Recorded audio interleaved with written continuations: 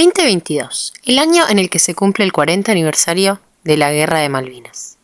Un acto que demuestra total improvisación y desorganización. Una decisión política que refleja un país inestable. El poder que este gobierno de facto había obtenido mediante vías ilegales se veía debilitado. Sin embargo, Si esta quieren movida venir, que vengan, les presentamos tuvo la bastante batalla. gente que se manifestó a favor y podrían haber dicho que proyectaba éxito. Pero no podemos olvidar que nuestro ejército iba a luchar contra el de una potencia mundial. Y no cualquiera. Inglaterra había mantenido el puesto de potencia marítima más fuerte desde el año 1945. También tengamos en cuenta que su ejército estaba consolidado. Los soldados ingleses contaban con una buena preparación, a diferencia de los argentinos. Bueno, parte de los soldados que participaron de Malvinas eran soldados que en ese momento estaban haciendo el servicio militar obligatorio. El servicio militar obligatorio era por sorteo y dependiendo del número de documento que tenías, se hacía un sorteo y determinados números que iban de 500 hacia arriba, te tocaba hacer el servicio militar y los que estaban por debajo de ese número no les tocaba hacer el servicio militar obligatorio. Y en la Guerra de Malvinas, justamente, muchos de los soldados que estaban haciendo el servicio militar obligatorio les tocó participar de esa guerra, sin ningún tipo de entrenamiento militar antes de esa época. Tampoco contaban nuestros soldados con armamento de calidad. Las armas eran las mismas que se habían utilizado en la Segunda Guerra Mundial. El armamento, en mi caso, fui al tiro federal, hice unos 7, 10 tiros con un fusil naval que se trababa. Y de hecho mi comentario fue en su momento, y con estos fusiles fueron a la guerra, comentario que no le gustó al cabo en ese momento, le pegó al fusil para que se acomodara la bala en la recámara y tiré. Esa fue mi experiencia con las armas y no había una preparación mucho mayor. Los chicos que fueron a Malvinas fue la camada, 2 camadas anteriores, y la camada anterior llegaron a Puerto Argentino. Con el diario de lunes, somos capaces de saber qué era lo que realmente estaba pasando, pero en su momento la gente era informada a través de los medios de comunicación, que alteraban un poco la historia. Bueno, los medios fue raro porque durante toda la guerra iban diciendo que Argentina iba ganándola, hasta casi al momento de la rendición que todo cambió, que bueno, dijeron que Argentina había perdido la guerra, pero durante toda la guerra parecía que Argentina iba ganando. Lo que vi es que la gente es como que se sorprendió porque justamente tenían las noticias o la sensación de que Argentina iba ganando y de golpe les dijeron lo contrario. Y la gente, bueno, muchos se enojaron, muchos se decepcionaron, pero fundamentalmente hubo un enojo y mucho repudio hacia el gobierno de facto que había en ese momento. Carlos, ¿usted le creía a los medios cuando decía que Argentina iba ganando la guerra? Particularmente yo no, pero bueno, no era como una cosa que me pareció alocada desde el momento en que me levanté para ir al colegio y escuché que íbamos a invadir Malvinas. Naturalmente cuando estas cosas cuando aparece el exitismo, yo toda mi vida dudé mucho de esas cosas, quizás a veces equivocadamente. Hoy con el diario del lunes puedo decir que en ese momento yo estaba en un lugar que era minoritario. La gente estaba muy entusiasmada con la guerra, se juntó en la Plaza de Mayo multitudinariamente y había mucho, por lo menos en mi entorno, clase media, que estaba muy de acuerdo con que se fueran a recuperar las Malvinas de esa forma. Bueno, después fue avanzando la cosa y cada vez me iba pareciendo más alocado lo que sucedía y disparatado. Pero era una posición muy personal. Claro. Tiempo después puedo decirte que sentía que estaba en un lugar viendo las cosas con una perspectiva bastante apegada a la realidad. Se le declaró la guerra sin preparación en principio, era para tratar de dar un manotazo para sostener un gobierno militar que se estaba cayendo a pedazos y lo terminó de liquidar el haber perdido esa guerra. Pero que uno se le declara la guerra a Inglaterra o a un país de la OTAN, la OTAN, Inglaterra y cualquier país de la OTAN son aliados de Estados Unidos, así que no podíamos esperar ningún apoyo de Estados Unidos ni de ningún aliado de Estados Unidos, incluyendo en este caso a Chile.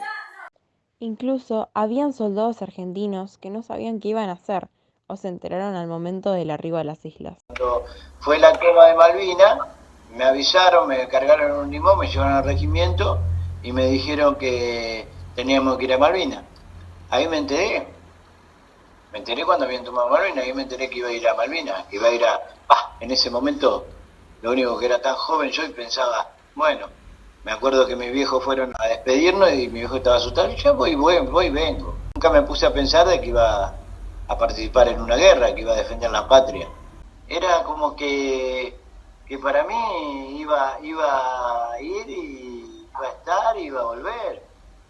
No me imaginaba que iba a estar en una guerra, que iba a pertenecer a la historia argentina, porque nosotros pertenecemos a la historia argentina. Eso es lo que pensaba yo. Y cuando los días fueron pasando, ahí me di cuenta de que el frío, el hambre, había poca comida, obviamente, estamos en una guerra.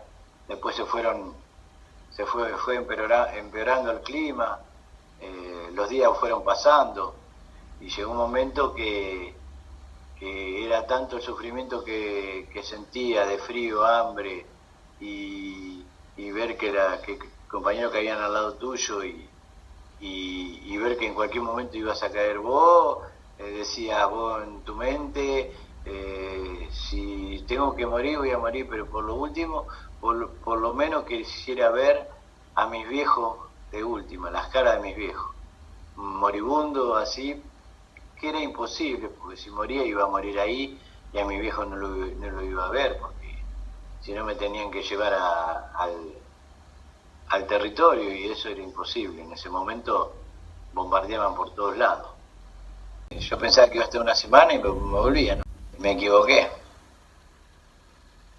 ¿Usted sufrió más la guerra o el post?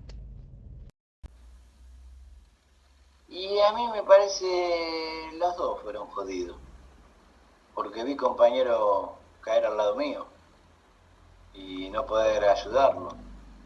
Te sentí impotente. Yo estuve en el Cerro de Hermana, mi compañía, y después tuvimos la batalla de Tambledon. Tuvimos tiro a tiro con los ingleses, de ahí murieron 11 compañeros de nuestra compañía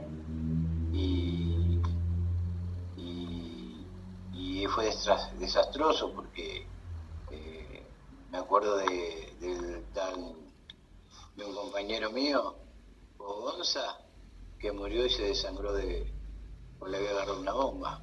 Nos pedía por favor que lo ayudáramos. Lo quisimos ayudar, pero ya no resistió, pues se desangró. Y después ver cuerpos tirados por todos lados, feo, muy feo. No se lo deseo a nadie, lo que yo por lo menos viví. Y después la posguerra fue el abandono, fue que en su momento yo lo único que hice atiné a ir a trabajar y un poco me olvidé, pero después en el 1990 y pico me sumé al centro veterano de Zárate, pero si bien militábamos no era tan fuerte como acá en Matanza. En el año 2003 me mudé, me junté con una chica de acá de Matanza y empecé a trabajar acá y después el 2007 empecé a militar, en el 2003 empecé a frecuentar el centro veterano de Matanza y del año 2007 me eligieron como tesorero y hasta ahora estoy militando. Y a mí me ayudó mucho el tema del centro, pero que la pasamos mal, el olvido que hubo del gobierno de turno, sí, lo único mejor fue el gobierno se empezó a mejorar la situación cuando estaba Kirchner, el pingüino le decíamos nosotros. Y ahí económicamente empezó a mejorar, las puertas se fueron abriendo políticamente, golpeamos una puerta y se nos abría y nos escuchaban, y eso es lo más importante, que nos escuchen. No sé si nos iban a dar lo que pedíamos, pero que nos escucharan, que antes no lo hacían. El primer gobierno democrático, no quiero nombrarlo, pero puso cerró las puertas y todos los expedientes nuestros nos comparaban con los militares. Nosotros no éramos militares, éramos soldados que fuimos a cumplir la ley del servicio militar obligatorio, nada más. Pero bueno, nada, la posguerra fue dura, sí. Fue dura porque uno a veces se ponía a pensar, ¿por qué no me quedé en Malvinas? Porque la gente misma no es que no se acordaba. Si el gobierno, hubo un momento al principio que no hacían acto del 2 de abril, nada, y no tenían olvidado. Y todo lo que hay ahora,